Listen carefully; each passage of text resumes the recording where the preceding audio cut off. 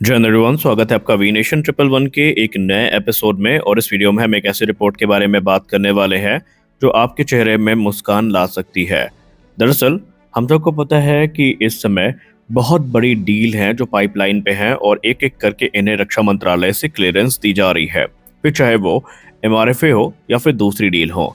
लेकिन लोगों के मन में एक प्रश्न था कि एमआरएफए तक तो समझ में आता है, लेकिन एडवांस मीडियम कॉम्बैट एयरक्राफ्ट की इंडियन डील एक बार क्या फिर से ठंडे बस्ते में चली गई?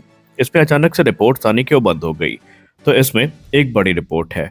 प्रतिष्ठित मीडिया संस्थान लाइफेस डिफेंस की एक रिपोर्ट में इंजन डील को लेकर कुछ महत्वपूर्ण जानकारियां साझा करी गई हैं।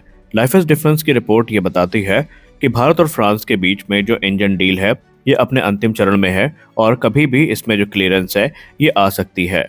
देखिए, ये एक लंबा चलने वाला प्रोसेस था और हम सब जानते हैं कि ये दशकों के प्रयास का नतीजा है कि भारत एक समय जो कि दुनिया के लार्जेस्ट इंपोर्टर में गिना जाता था मिलिट्री एयरक्राफ्ट के या दूसरे इक्विपमेंट्स के, आज भारत ने अपनी स्थिति को बदला है और भारत रक्षा आयातक से रक्षा निर्यातक के रास्ते में आगे बढ़ा है। लेकिन एक ऐसा क्षेत्र भी था जो भारत के लिए हमेशा से सरदर्द बना था और उसमें कई प्रयासों के बाद भी हम लोग सफल नहीं हो पाए थे, और वो था जेट इंजन का डेवलपमेंट। यूं तो डीआरडीओ लगातार प्रयास में थी कि इंडिजिनस इंजन को विकसित किया जाए, लेकिन इससे हम इनकार नहीं कर सकते कि हम लोग लंबे समय के प्रयास के बाद भी इसमें सफल नहीं हुए।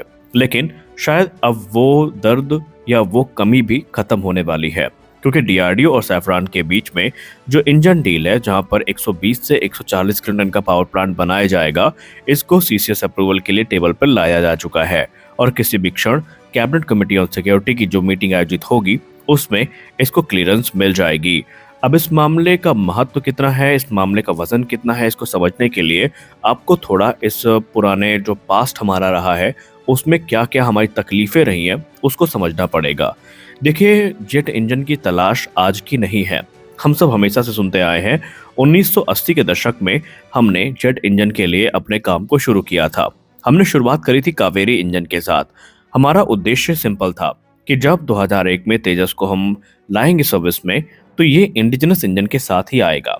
लेकिन हम सब जानते हैं कि एक लंबा रास्ता तय करने के बाद भी, हर्डल्स को तय करने के बाद भी शायद हमारी वो टाइमलाइन मिस हो गई। उसमें बहुत सारे कारण थे। पहली बार हम एक ऐसी टेक्नोलॉजी पर काम करने वाले थे जो काफी कॉम्प्लेक्स थी। हमारे पास कोई ना तो अच्छा इंफ्रास्ट्रक्चर था और ना ही अनुभव था। लेकिन ऐसा नहीं है कि कावेरी इंजन प्रोग्राम ने हमें कुछ सिखाया नहीं। मल्टीपल फेलियर्स, मल्टीपल सेटबैक्स के बाद भी हमने वो बहुत सारे वैल्यूएबल लेसन सीखे जो कि इंजन डेवलपमेंट के लिए ज़रूरी होते हैं। फिर वो लेसन्स थे मटेरियल साइंस में, हाई टेम्परेचर टेस्टिंग में और दूसरे ऐसे विषय थे जिनका ज्ञान हमें प्राप्त हुआ। और तब हमें ये महसूस हुआ कि फुली डिपेंडेंट होने के लिए अगर हम फॉरेन कोलैबोरेशन कर लेते हैं तो हमारा जो रास्ता है वो थोड़ा और आसान हो सकता है। और इसी सोच ने आज जीटीआरई और सैफरान की डील को उनके अंतिम चरण पे ला दिया है। और पुराने समय में जो भी हमने लेसन प्राप्त किए, अब उनको प्रैक्टिकली अप्लाई करने का समय है। और सही मायने में देखा जाए तो एम का इंजन की आधारशिला तभी पड़ गई थी जब 2016 में भारत और फ्रांस के बीच में राफेल की डील हुई थी और धीरे धीरे पार्टनरशिप को एक नया आयाम मिलता गया।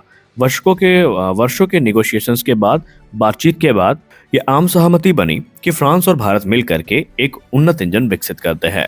शुरुआत में तो सैफरान काफी हेजिटेंट था इस चीज को लेकर के कि इंजन टेक्नोलॉजी के जो कोर टेक्नोलॉजी है, खासकर जो हॉट इंजन कोर हो गई या सिंगल क्रिस्टल ब्लेड मैन्युफैक्चरिंग हो गई, इसको भारत को नहीं देंगे, क्योंकि जाहिर सी बात है बहुत कम देश हैं जिन्होंने सक्सेसफुली जेट इंजन का निर्माण किया है। जिन्होंने निर्माण किया है वो कभी भी नहीं चाहेंगे कि क्रिटिकल टेक्नोलॉजी किसी को मिले। लेकिन फ्रांस ने एक शर्त भी कहीं ना कहीं उसमें रखी थी कि जब तक उन्हें ये भरोसा नहीं होगा कि जो ऑर्डर है ये बड़ा होने वाला है और ये लॉन्ग टर्म कमिटमेंट होने वाली है, तब तक वो अपनी क्रिटिकल टेक्नोलॉजी शेयर नहीं करेंगे। लेकिन जब एमका प्रोग्राम में उन्हें लगा कि वाकई उनकी दोनों नीड्स पूरी हो रही हैं और अप्रॉक्सीमेटली $7 बिलियन की डील साइन होने वाली है, तो यहाँ पर अब जो चीज़ें अलग थी। यहाँ पर जो सैफरान है उसने पूरा समर्थन भी दिया और आज हम लोग डील को तय करने के काफी करीब पहुंच चुके हैं। हालांकि ये हालात हमेशा ऐसे नहीं थे। एक समय ऐसा था जब ये दुनिया मान चुकी थी कि भारत जनरल इलेक्ट्रिक के साथ ही जो F414 का इम्प्रूव्ड वेरिएंट है उसके साथ जाने वाला है। उसके साथ भी हमें ट्रांसफर ऑफ टेक्नोलॉजी मिली थी। उसके साथ भी ये कहा गया था कि इन इंजन के थ्रस्ट को 118 से 120 किलोन्यूटन तक ऑपरेट किया जा सकता है।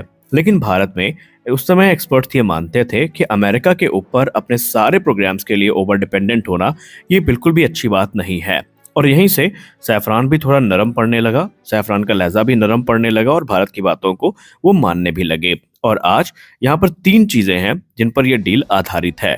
सबसे पहली बात, यहाँ पर अब हमें 100% ट्रांसफर ऑफ टेक्नोलॉजी मिल रही है, जिसका सीधा मतलब ये है कि हमें मोस्ट सेंसिटिव डिजाइन कोड और मैन्युफैक्चरिंग प्रोसेस का कंप्लीट एक्सेस मिलने वाला है और यह सपोर्ट फ्रांस के द्वारा प्रदान किया जाएगा। दूसरी चीज, जॉइंट इंटेलेक्चुअल प्रॉपर्टी राइट्स। पहले आईपीआर को लेकर मल्टीपल टॉक्स हुई थी भारत और फ्रांस के बीच में और आम सहमति नहीं बन पाई थी और ये बात आप भली भांति जानते हैं। अब इसका बेनिफिट क्या है? जब भारत को इंटेलेक्चुअल प्रॉपर्टी राइट्स मिलेंगे तो भारत को ये अधिकार मिलेगा कि जो इंजन है उसमें हम फ्यूचर में मॉडिफिकेशंस भी कर सकते हैं, उसमें हम अपग्रेड भी कर सकते हैं। इवन अगर हमें एक्सपोर्ट करना पड़ा तो हमें किसी से परमिशन लेने की जरूरत नहीं है। फॉर एग्जाम्पल, अगर आप इस चीज को हल्के में ले रहे हैं तो मैं आपको कुछ एग्जाम्पल देता हूं, आप समझ जाएंगे कि ये कितना जरूरी है। आपने मल्टीपल इंसिडेंट सुने होंगे जब किसी देश के फाइटर एयरक्राफ्ट में अमेरिकी इंजन हो और उसे दूसरे देश को एक्सपोर्ट करना हो तो उसे अमेरिका की परमिशन लेनी पड़ती है और अगर अमेरिका उससे मना कर दे तो फिर आप चाह करके भी उस देश को उस इंजन के साथ जो अमेरिका ने बनाया है एक्सपोर्ट नहीं कर सकते।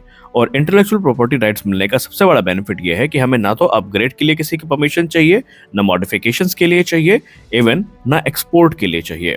तीसरा और सबसे अहम मुद्दा जो इस डील में काफी महत्वपूर्ण है वो है मॉड्यूलर ग्रोथ। ये इंजन बेसिकली स्केलेबल थ्रस्ट के साथ आएंगे। इनिशियली इन्हें हम देखेंगे कि ये 110 से 120 किलोन्यूटन का थ्रस्ट जनरेट करने में सक्षम होंगे, लेकिन धीरे धीरे रिक्वायरमेंट के हिसाब से इनके थ्रस्ट लेवल को 140 से 150 किलोन्यूटन तक बढ़ाया जा सकता है।